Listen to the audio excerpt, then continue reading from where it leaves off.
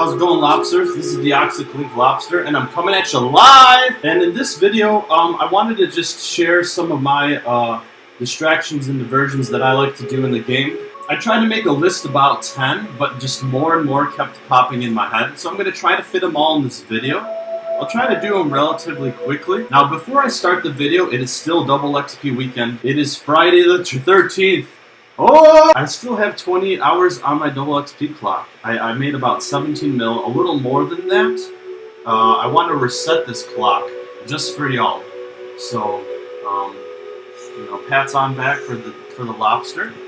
I'm going to reset this just so that I can show you just about how much XP you can make from all these distractions and diversions. Now keep in mind, I am maxed. I do have 99 and everything. Not only that, I do have the 120s and the skills that require them. I am maxed with Invention, 200 mil. I'm going for 200 mil in farming. I know I'm crazy, but in a second you'll see why I'm going for 200 mil farming. We'll show that later on towards the end of the video. I try to organize these distractions and diversions in a way that you can kind of manage them, like from a newbie to a maxi, I guess you could say. So, if you like this video, please leave it a thumbs up, and if you like it more, leave it a like as well. Leave a comment if you have any suggestions in the comments below. Alright, so the first one that I'm going to go over is in Miscellania. So I'm going to teleport there right now. In Miscellania, there's a quest called Throne of Miscellania. Now, to do the quest here, there doesn't seem to be any skill requirements, although there are a lot of different quests required. And you'll probably have Dragon Slayer done and Lost City. I usually do Lost City right away. It's one of the first quests I do, because you can buy the Dragon Longsword there, which is one of the first dragon weapons you get as a, you know, new person in members. So it's not that bad to do. What this quest allows you to do is to put a sum of money into a bank, and then you have a town in which that town slowly gathers resources for you. The approval rating has to be at 100 so that they maximize the amount of resources they get. So right now mine is at about 95%, even though you can't see it there. And all you have to do is help them out once in a while by teleporting here. By raking flax is probably the easiest one. See, one rake, I bring it to 100. Now the only reason why I bought it up that quick is because I did do the, I think it's the Fremenic Achievement Diary, which allows you to get more approval per action. Otherwise it might take you a little longer. It's not that bad. You can still rake here a few more times and chop down these maples. It's super simple. To teleport here quickly, I believe you can do it with the Luck of the Dwarves.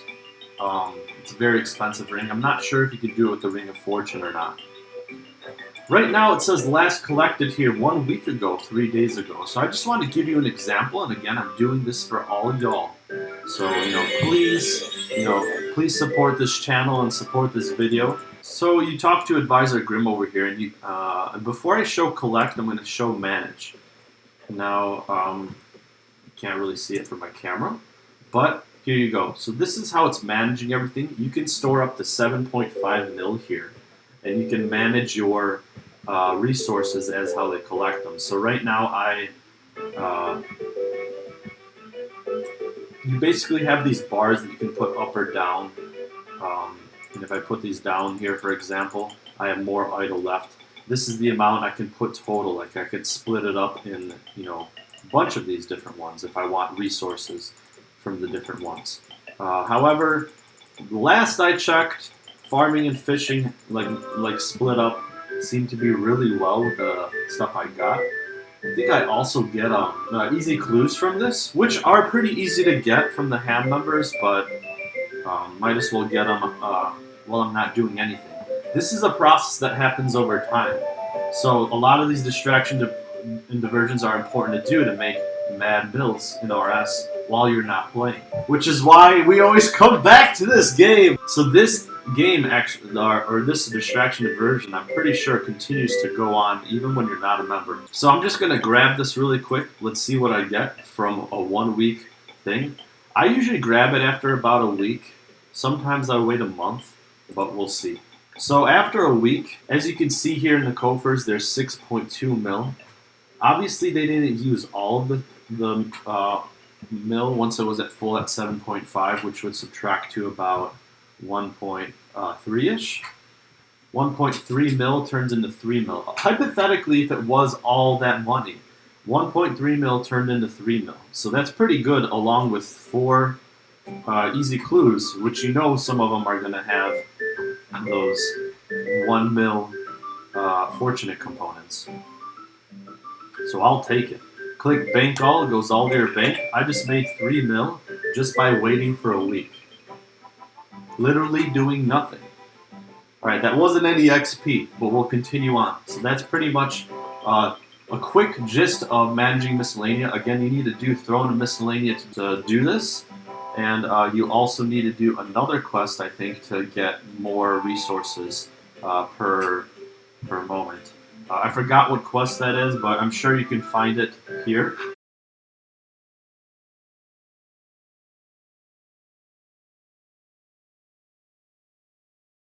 Alright, so the next one we got is Beneath Cursed Tides, which is another quest.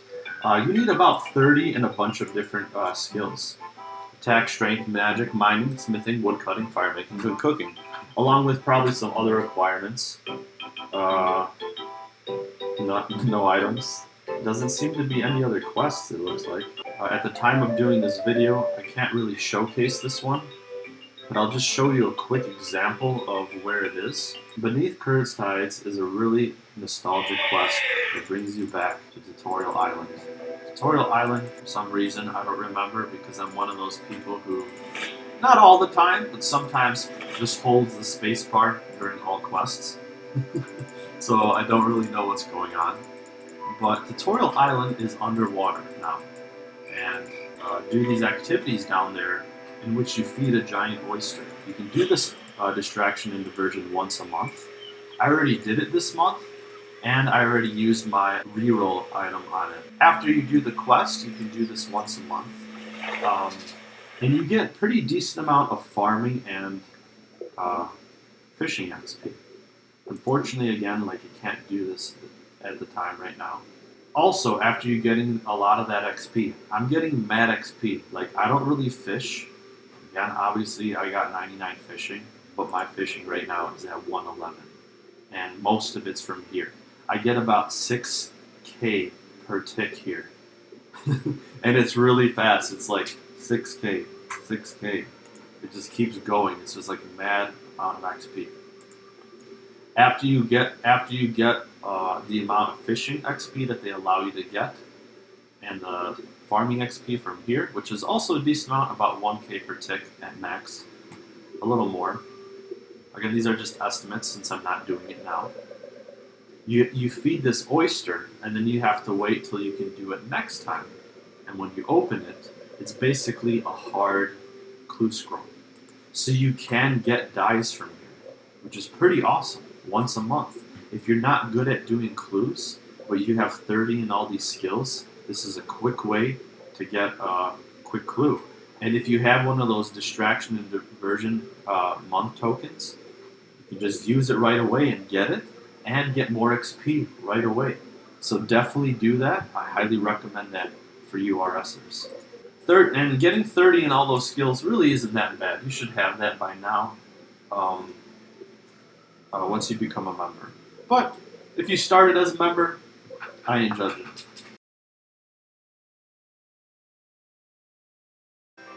Tears of Guthix is a quest that requires 20 mining, crafting, not bad, 49 fire making, the easiest skill ever, next to cooking, in my opinion. There's probably more that I can't realize right now, like summoning and herblore, but the importance of this quest is that it unlocks this minigame called Tears of Guthix. It's a minigame that allows you to once a week, and you can use those distraction and diversion tokens for the weeklies, to get XP in your lowest skill. I don't know where I got that 5K from. So basically what you do is you talk to Juna over here. She lets you go to the Tears of Guthix area. And what you do is you want to click on the blue tears. Now they disappear really quick. You want to get as much as you can before this timer right here runs out. I usually try to go for like a ridiculous number, like 151, because like Pokemon. You also can have more time here if you're wearing the quest cape. I didn't know my agility boots can activate in here. The Silverhawk boots, that's hilarious. More XP! So the more quests you do, the more time you have in here. So because I did them all, you're not going to be able to necessarily be in here for as long as I am and get the amount of XP I have. But in a way it kind of works out because you're doing more quests, you're having more XP. You're going to have the high levels anyways, so like more XP might not necessarily switch anything. But we'll see. We'll see what I get.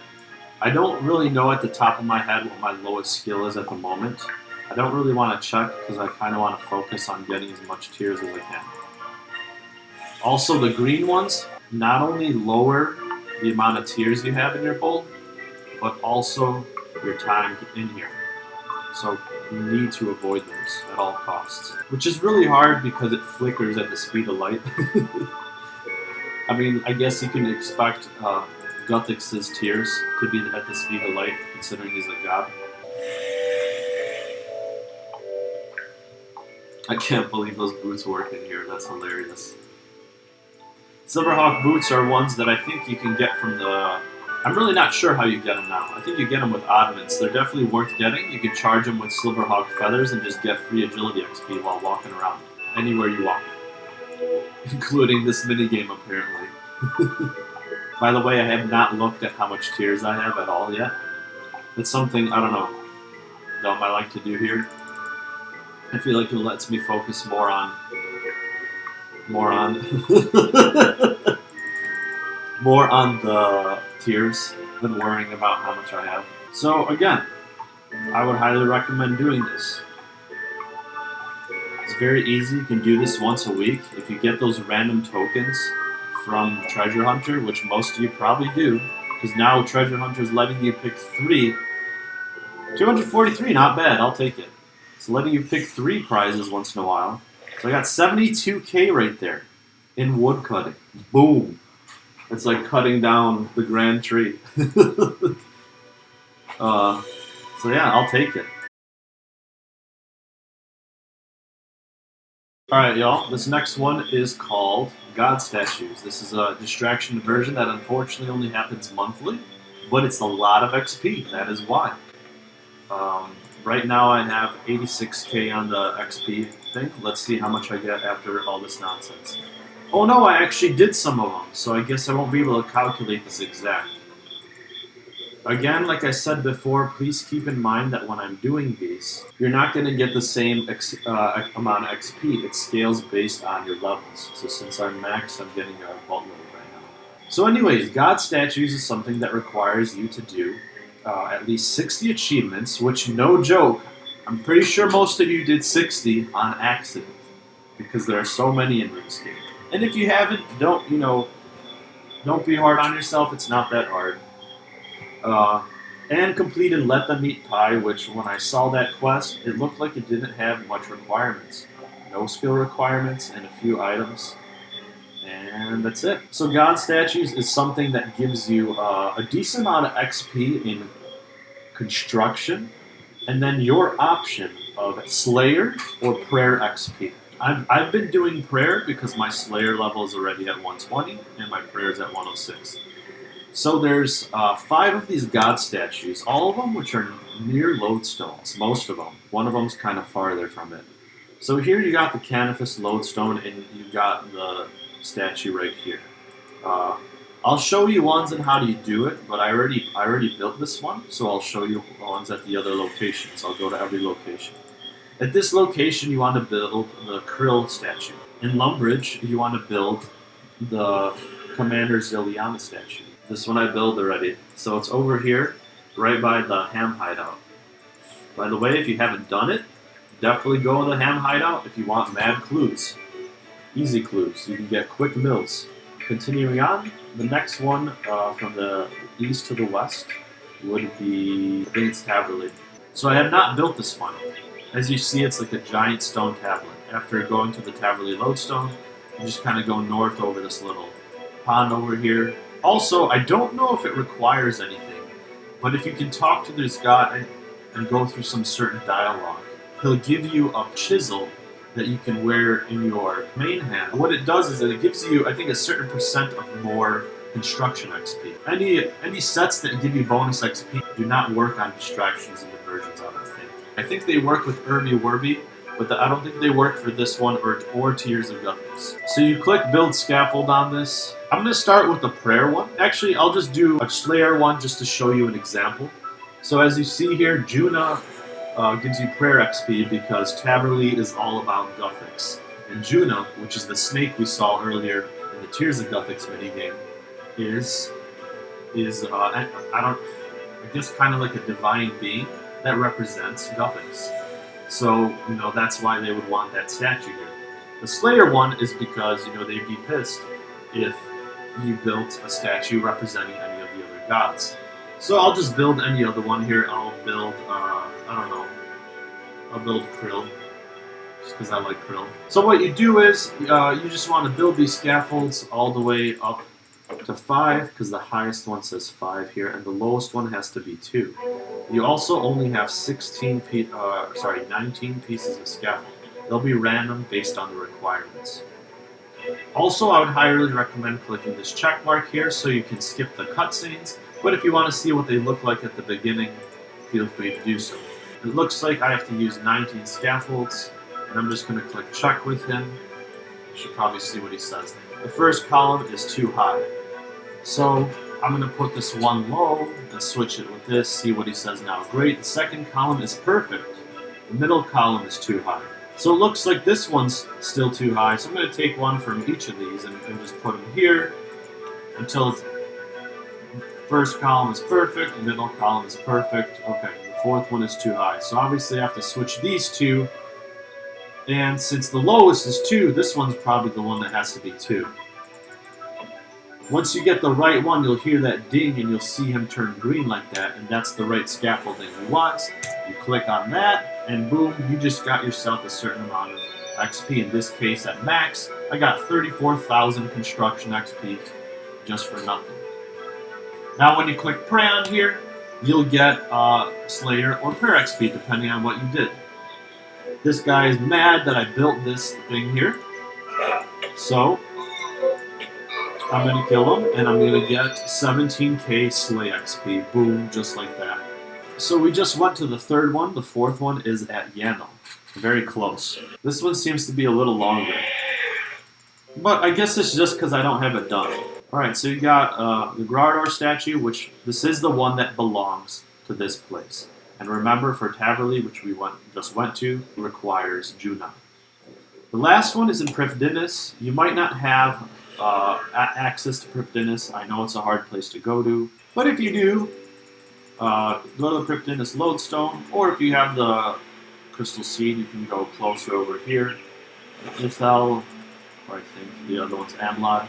And just keep going west down this bridge, and you'll see it over there. And this should be the last one, and that'll be all 5 for this distraction and diversion. We'll move on to the next one.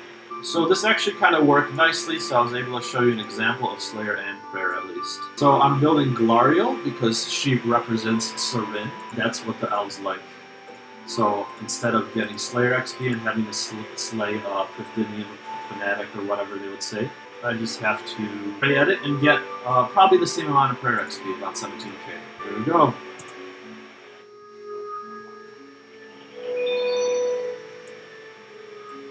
Okay, and then I pray at it, and I'm going to get 17k Prayer XP. Boom.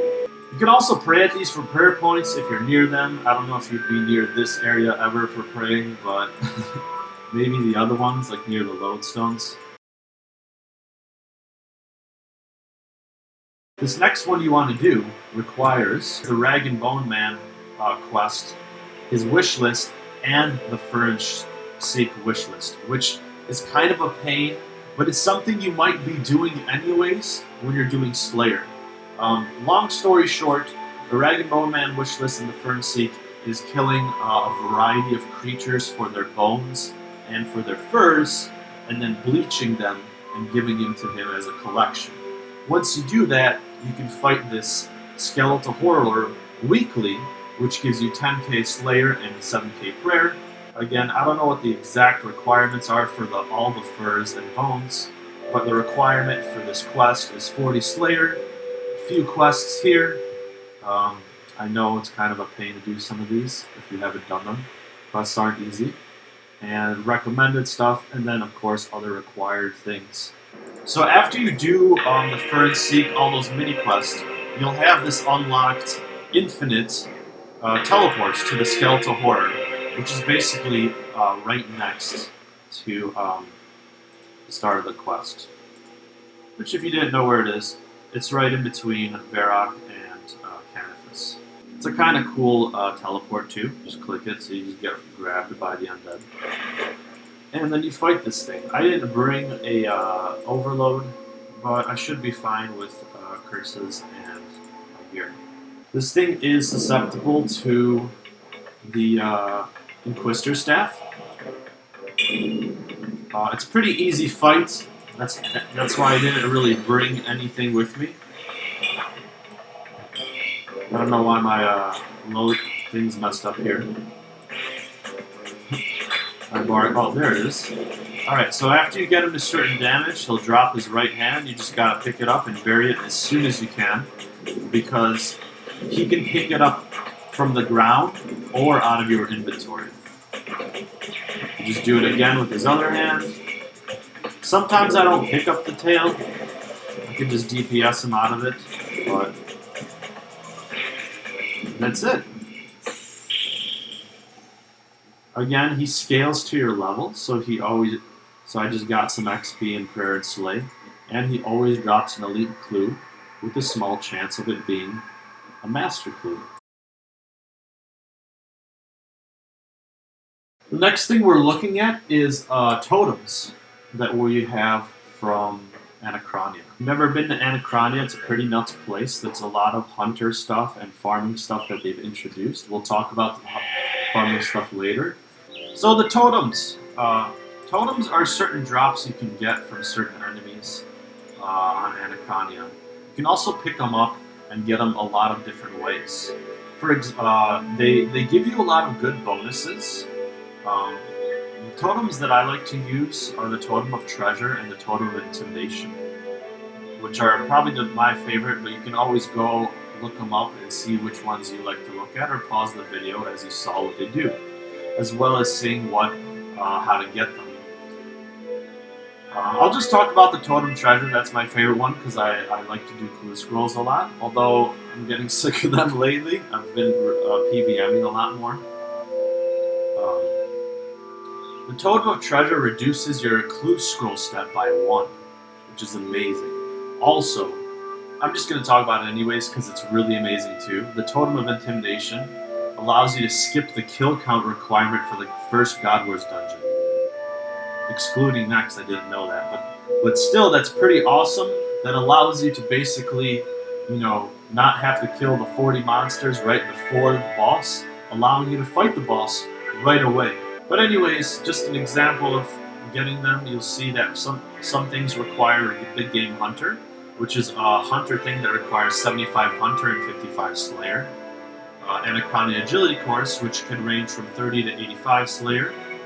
And then finding ancient zygomites, which is literally just finding these around the island by running around, finding 20 of them. There's also some new one that they made at the end called a Remo Totem, that I believe comes from the Desperate Measures quest, which is highly recommended. 50 archaeology and agility. That's pretty tough, I would say, on the agility side. Not always fun there. And archaeology, depending. And some other quests as well. But by doing so, you can get the Remo Totem, which is a totem that is right at the lodestone of Anachronia, which when clicking at it, activates all the totems around the area. The reason why the totems are hard to activate, all the totems on Anachronia are in really ridiculous spots. Here's one of them, then one here on the west, and I believe this is one. Those are the 3 different totem spots. They're really far from everything. I mean, there's a lot more ways to teleport to them now. You can teleport to here with the Slayer Master Cape, and possibly the regular Slayer 99 cape, I don't remember. You teleport here with player-owned farms, which I can talk about later. And then here with some other method, I think with archaeology, teleportation, and an ancient seed here, which we'll talk about later. So yeah, overall, they're very beneficial in certain ways. You can look at which ways they might benefit you. I think they're pretty awesome. They're kind of like weird extra perks, almost like archaeology perks, but I would recommend looking into it if you're interested. And if you have the level requirements and are looking for some extra easy ways to do things. This next one is called Herby Werby, and it gives you good XP in Herblore and in Firemaking. It's a weekly event. I don't really do this one. I don't really do Tears of Guthix really either. I kind of like just kind of do the skills on my own. And I don't know, since I maxed them out, I just kind of stopped it. But if you're going for that 120 Herblore, you know, Herby Werby is highly recommended because, you know, Herblore is very expensive. So on the Anachronia map, right here is where Herby Werby starts. I'm just going to show you how to get there through the agility course. But there is an item called an ancient seed, which I will get in a moment. So while you're in Anachronia, this is going to take a little longer. I probably should just teleport there, but it's really not that far.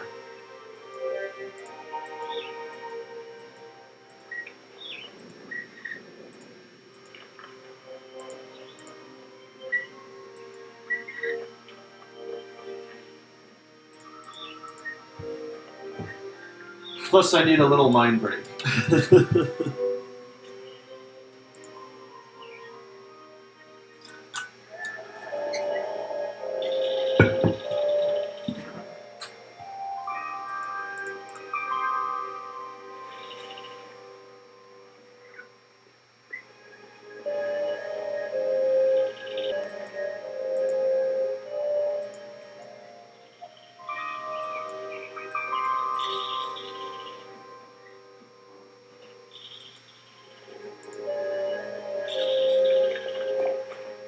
Alright, so if you don't have the agility level for these agility course things here, you can always walk around them.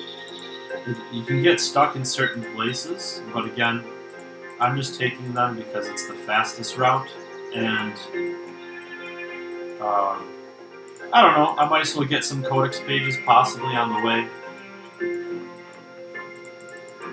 There might be quicker ways around it if I just miss routes, but I really don't know the agility level requirements for each of these, and I don't really want to explain them. But I'm pretty sure it's possible, I looked up online, to walk around them to get to this activity. However, this activity does give you points which allow you to teleport here directly. So it makes it easier in the end. However, if you really don't mind the walk, I would recommend saving the points for other things.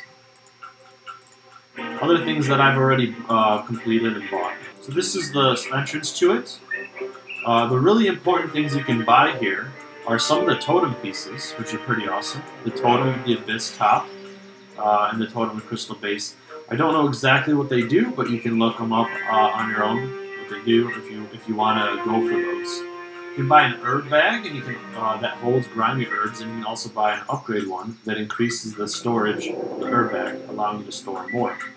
Something interesting to do if you want to fight a Slayer monster that has a lot of herb drops, something that you might want to bring with you, in case you don't feel like getting note paper. Then, of course, you've got some pet here, and then XP lamps. You know, if you obtain everything, like you see here, I own everything. These are the consumable items that I can get all the time. So you've got the XP lamps for Herblore and Firemaking, because you can get those here, and then the ancient seeds, which allow you to teleport here directly. That's what I'll probably be buying today. I brought my full botanist suit and my flame glove and ring of fire. Those give you more XP for fire making and herblore. I'm gonna see if they work here or not. I'm gonna keep them off for a second. You gotta keep your hands free for this activity. I'm gonna keep them off for a second, and then see if I get more XP after the action. I'm not sure. The way you play this minigame is basically all you have to do is touch the ones that glow green, and you'll get a certain amount of points. So see, I got 1,142 for that one. So I'm going to put on the botanist suit now and see if I get more. Sometimes you'll get more points. So see, I got 3 points there, so that was kind of hard to calculate. Let's see what happens if I get 1. Nope, that was 6 again. Hopefully 7 this time. Alright, so I got a little more, so it looks like that works there. Now you can also get fire making XP, I think, if you burn corrupt herbs. You pick one, and then you just set it on fire here. You should get fire making XP. 833 fire making XP, not that bad. Let's see if I get more if I wear this stuff.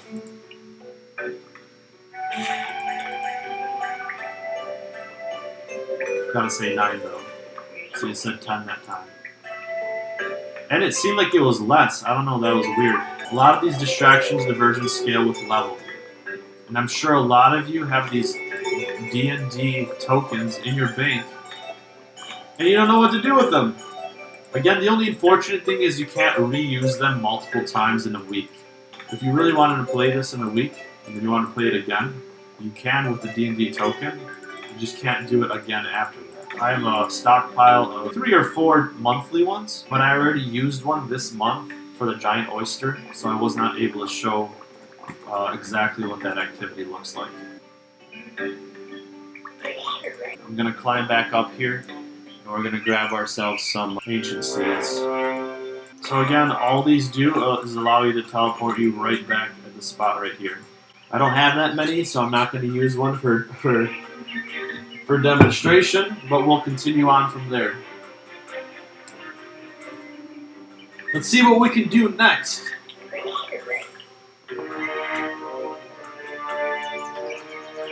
I'm going to jump around because I want to do the easier stuff first, and then the more complicated, intense stuff towards the end. I also want to do it at the end because I got a lot of XP coming my way at the end. A lot. Alright. I guess we can go with Rune Goldberg.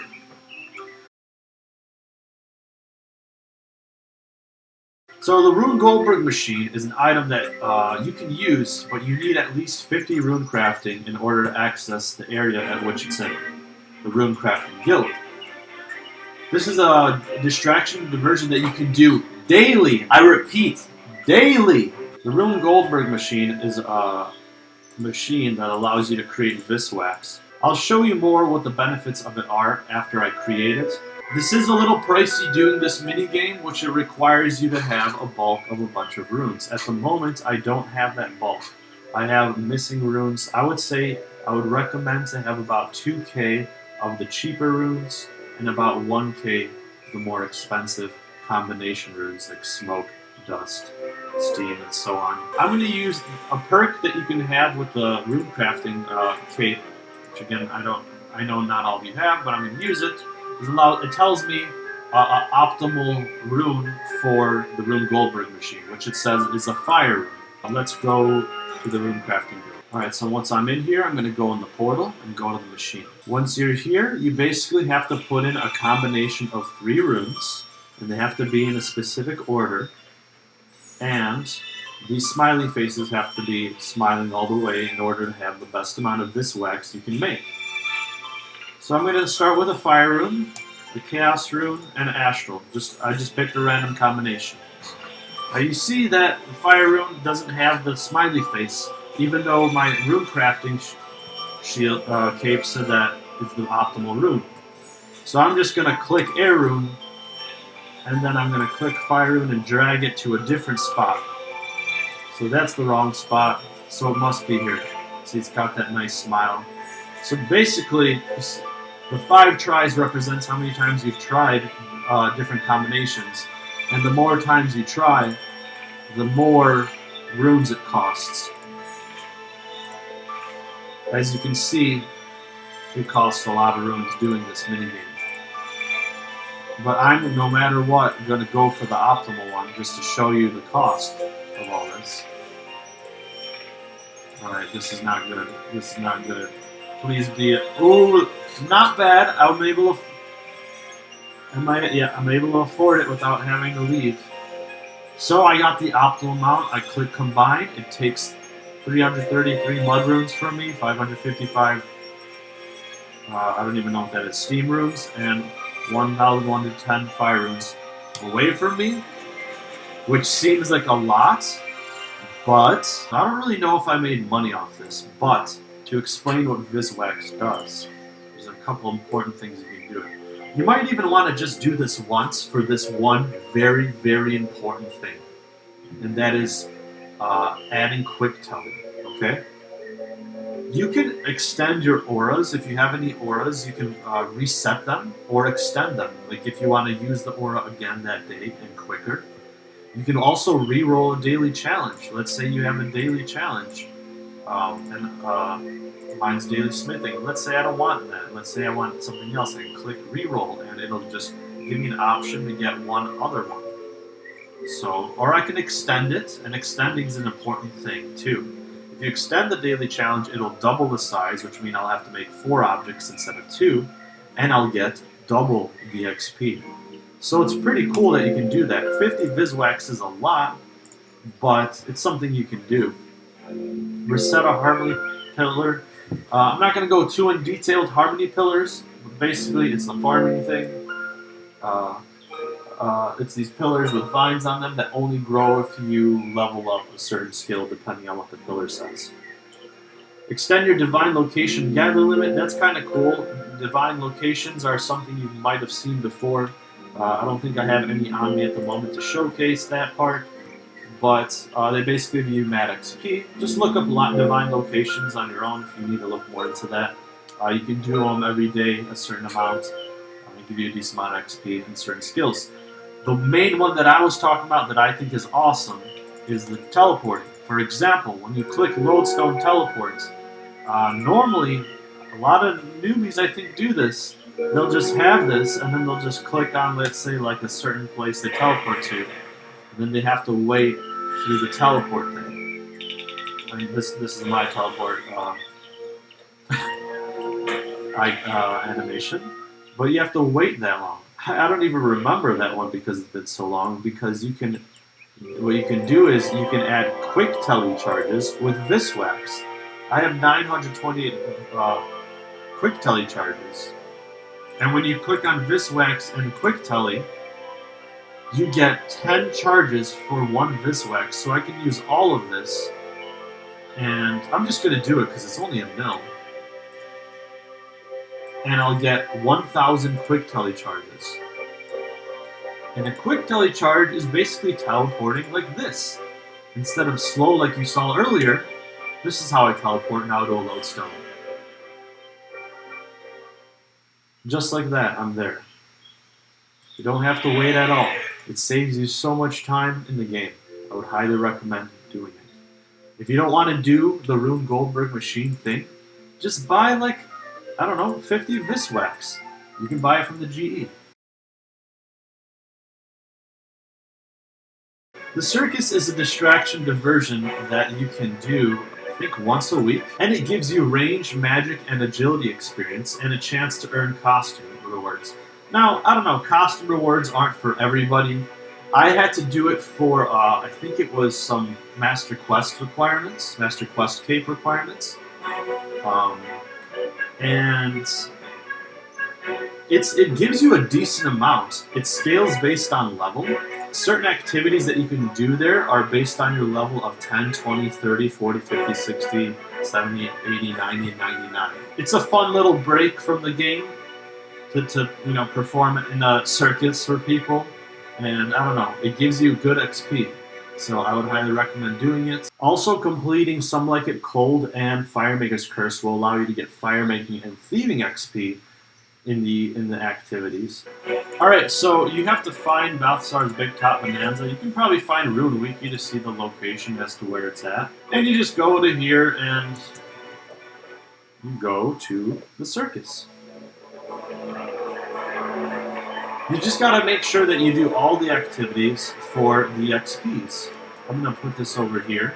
So the magic performance is, since I'm 99 and everything, I'll click.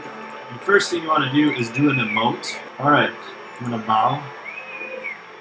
So it says levitate the orc. Sometimes the audience wants certain things. And also, I think you get some bonus if you complete all of these, but it's not always easy. And I'll do different emotes in between each activity, which will allow you to get more points. There we go, there are the points. 33k in magic. And I scored 719. Start the thieving performance. Do something. So I do an emote, and then I'll just water take. Alright. See, isn't this kind of enjoyable for once? Do something weird? You can't do this in other games. See, that one was a lot faster. Fire breathing performance. Still got 28k in fire making in like 2 seconds. We're gonna do it they ask for 50. Alright, I'll do it. And I missed the person at 99, even though I'm like 120 range. How the heck did that happen? Let's see if I miss him this time. Got him!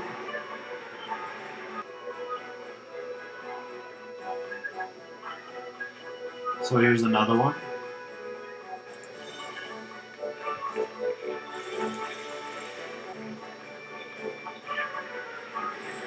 Alright. Like, are you serious? In what video game do you do this kind of stuff? Tell me. Huzzah! Look at that.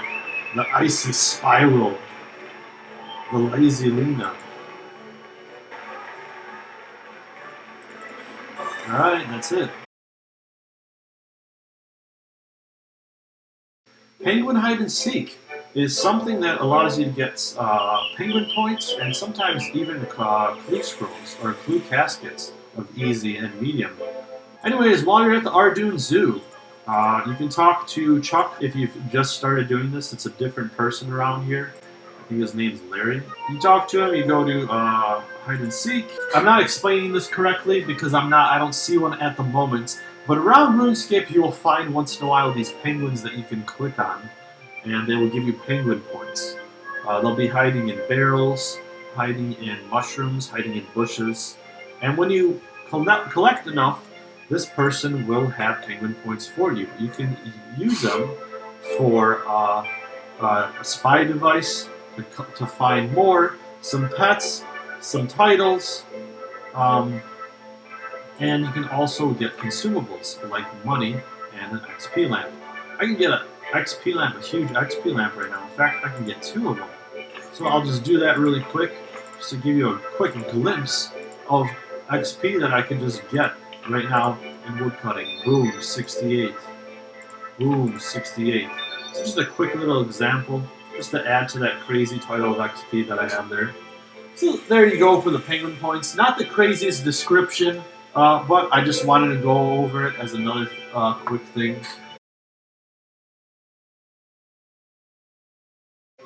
We're back at Anachronia. Effigy Incubator is a really interesting distraction diversion that you can only do once a month. If you're going for the Master Quest Cape, I would recommend having using up your D&D monthlies on this one, as you need to talk to this person who activates the whole incubator. There's like a really long story that he tells you, but he can only tell it to you once a month. But with the D&D monthly reset, you can hear his story more often if you've missed his story in the past. All you do to play this minigame is you talk to him, and then you interact with this incubator here, and you can click on these different types of broken effigies here. There's rune crafting ones. They give you rune crafting XP just by chilling here, just like that. Now, I can't do this mini game, unfortunately. I completely forgot that I don't have it available right now because I've already done it. But it gives you, when you do, like, so I can play it right now for small amounts of XP, like you saw those 11s I was getting. But normally, when you play this game monthly, you can get up to 1,000 per tick, and you play it for 5 minutes. And you get these things called enriched nuggets, which allow you to make enriched effigies. You can't collect effigy casings unless you're playing an encounter. So that's another thing about this, is you can't really make the effigies unless you play the normal effigy game. Again, in order to make any effigies, you'll need at least 85 in one of the following. Either in invention, crafting, rune crafting, or in smithing. This is a little high-end minigame, so that's why I'm talking about it now. In fact, it's probably the first thing going into the high-end stuff that I wanted to go about in this video. So let's talk about the last few things, and you're going to see a lot of XP. We're at 705 XP right now. We're going to hit a mill, I guarantee it. Motherlode Maw is something that you can reach only when you have 115 dungeoneering. It's a really large requirement. That's why, and it's not the greatest thing depending on the Runescape player. I think it's pretty awesome for two reasons. For one, not really 100% related to the Motherlode Maw, but probably more in interest in some of you, skillers and combaters, is there's more crystal flecked sandstone in this dungeon. Again, to enter here, you need 115 dungeoneering. You get more crystal flecked sandstone to make more crystal flasks, either to make your own potions or to make money. You can also fight Edemus here. A lot of people fight my Edemus for mad XP here, I've noticed. But the Motherlode Maw, basically what it gives you a reward once a day. And from grabbing from it, the reward that you get usually helps you for the following. Oh, there's some more requirements, I guess, my bad. So this is like an end-all be-all. 115 dungeoneering, and once inside, should a player at least have 95 in all other non-elite skills, they may put their arm into the maw to retrieve a random treasure once a day.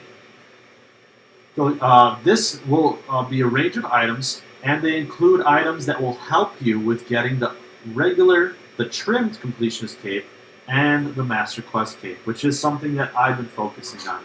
So right now they just gave me an unfocused damage reward enhancer. You can get enhancers for helping you get the champion scrolls easier. You can get enhancers for getting more medals for fish flingers. Again, a lot of these different things you see here are for helping with that master quest cape, or for the completionist and the completionist trim cape. I really recommend doing it. It's kind of nice getting a free little gift on top of your 2 treasure hunter keys every day.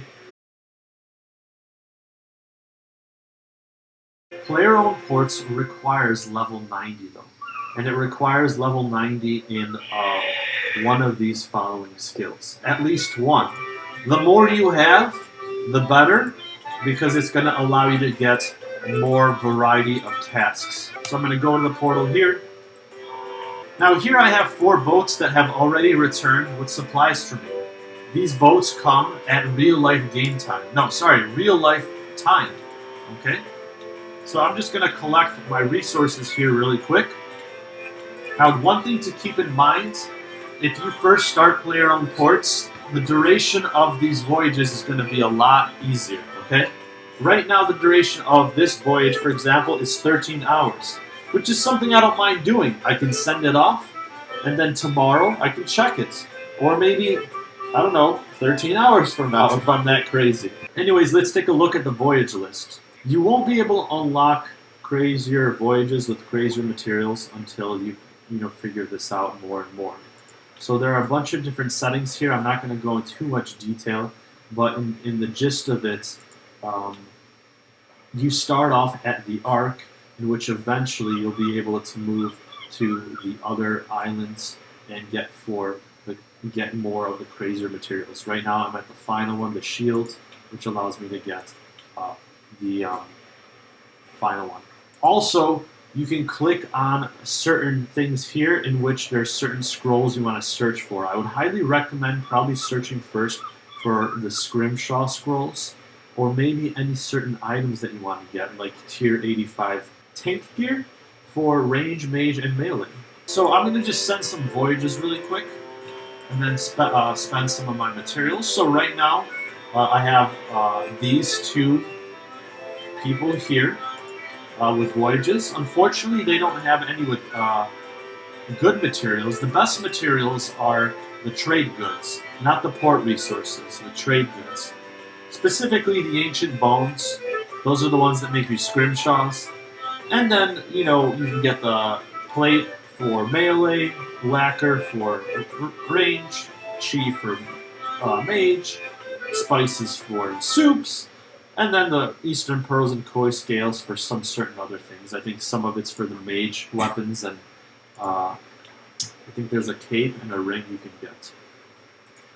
So I also have this thing. I have 16 rerolls for voyages, so I'm just going to reroll these really quick. Hopefully I can get some bones. Or maybe even just any rare resource I'll be cool with. Looks like I lucked out. Not a good video today. That's alright, I'll just send these two voyages with these resources. Okay, so this one requires combat and seafaring, so I'm going to go to my boat that has that. And you're going to have different people that you put on here. I know this looks complicated, and you have a certain crew roster with certain people that you put there. Again, you just have to buy them with chimes, and over time, you're going to have an easier time with all of it. I'm maxed out, so these are how the maxed people look like. The green ones are morale, the blue ones are seafaring, and the red ones are combat. So as you can see my stats down here, if I switch something, they might switch down here a little bit. See, I want to have that better. Combat's kind of low. Maybe I'll switch to the golden katana, which you can see here. It gives me more combat there, but just not enough seafaring. So maybe I'll just stick to the shared one and get 99% chance that that voyage will come back with the resources. Now, the point of those resources is to upgrade certain things in your port. You can upgrade the buildings. I've already upgraded them all, and they'll give you certain things. You can also, sometimes the trader will want the port resources for trade goods. Sometimes I get lucky and he'll want the azure, which I have a lot of, for bones. It doesn't look like there's anything I can make. Oh, there is. Never mind. I spoke too soon. I have 37 chi, so I'm just going to craft myself the smallest thing I can that's tradable. A Sea Singer's Hood for 3 mil. So just like that, after just gathering these resources over time and literally doing nothing, just logging in, coming in here, you saw how quick that took. Now I can just go to the GE and sell that. And I don't know, I highly recommend doing it because scrimshaws are very useful. You can make superior versions that are not tradable, but they're superior. I think they last longer and they might be a little stronger. So I would definitely recommend doing that. As scrimshaws go in the pocket item slot, and not that many items exist for there. So definitely get that for yourself. Player-owned farm is a very long process. I'm not going to go into too much detail about it, but you can get a lot of XP here for farming, which is why I've been going for 200 mil farming. I'm just going to not go into too much detail, but if you want me to go into a guide as to how to do player-owned farms in the future, now please leave me a like and a subscribe, and definitely comment below exactly what you want to know or what kind of video you expect from any of these tips. I'm just going to kind of basically show you how crazy my farm is. So right now we're at 750k. This is the last thing I really wanted to show in the video.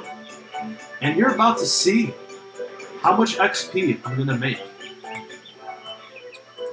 Player-owned farm is a thing where you can, at certain levels, you can have animals of your own and get resources and mad XP in farming. To quickly go over this, the minimum requirement for player-owned farms is level 17 farming and 20 construction, so that you can build your own pen and have rabbits, which is the smallest thing you can get.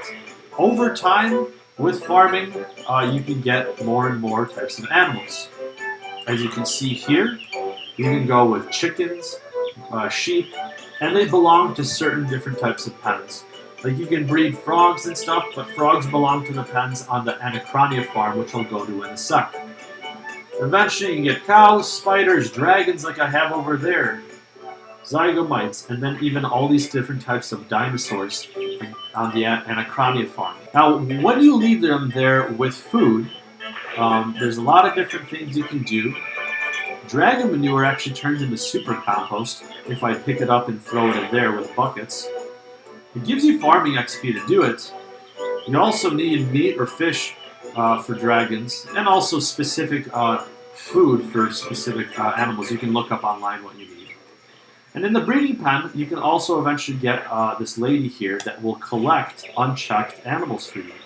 In this case, I just got 2 unchecked black dragon eggs that are worth 200k each. I just got 400k for nothing. For them just chilling there.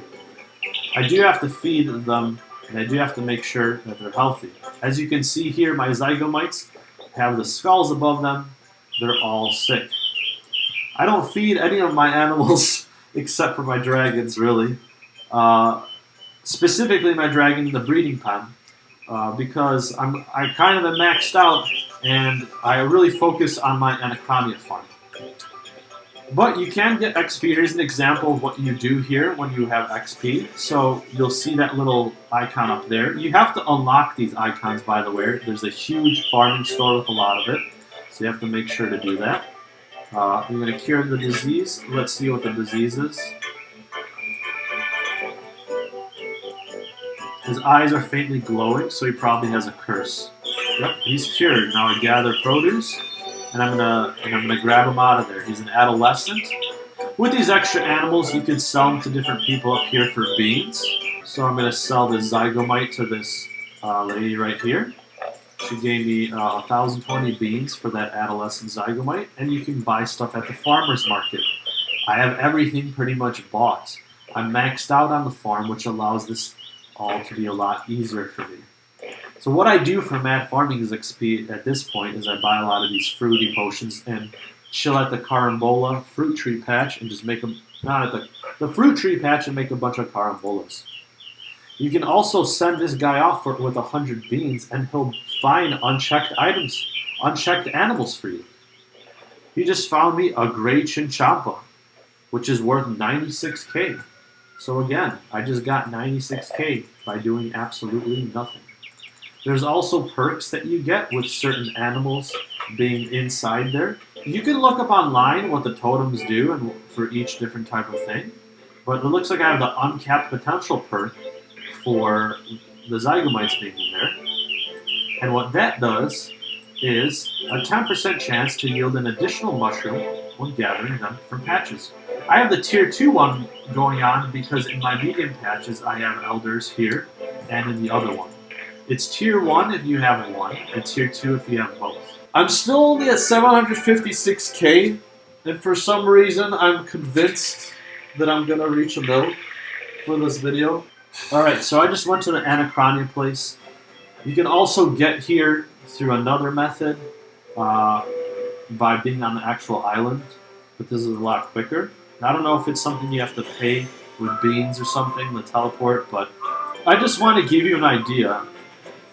And this isn't a scaled thing this time. This isn't a distraction and diversion, but it kind of is because you wait it out. If you do this and your player-owned ports every day, you just make XP for nothing. Parvosaurus rexes are what I have here, and they're in their elder form, so I'm about to get some produce from them, which is the bottled dinosaur ore, which is worth a decent amount. I'm sure people are using them like crazy for double XP. You need 118 farming. You're about to see how much XP I'm going to make. for just one.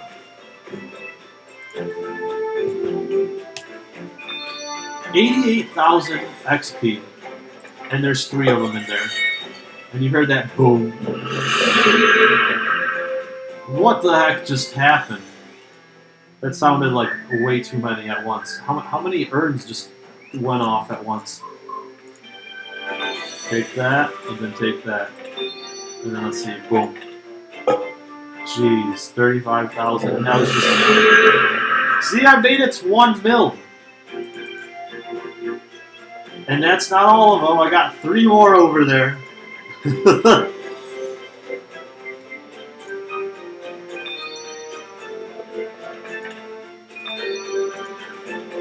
Ooh, the shiny one's giving me more XP. Wow. Wow, I almost doubled. I did pretty much double what I had almost. Now you can sell them for more beans, like I said, which I'm about to sell all these. For 19,000 beans for all of those. And just to show you really quick how much money I made from that farm run. Again, no herbs here. You're not always going to get that much because you only get, because again, it takes a long time for them to grow. It's almost as long, not longer. It's probably the longest thing to grow, those Patasaurus Rexes. But you can get these bottle dinosaur roars from any other Rex, and you just slowly level up. Start from the rabbits, and move on and plant other things, do other quests that'll give you mad XP. But that's pretty much it. I really, I kind of try my best to go from the more simpler things to do. Again, I try to go for a variety as well. We went from, kind of just like XP and also money things that you can do. If you like this video, be sure to leave a like, a thumbs up. Please subscribe to my channel for more Deoxys Link Lobster content. And I'll see you later. Deoxys Link Lobster is signing out.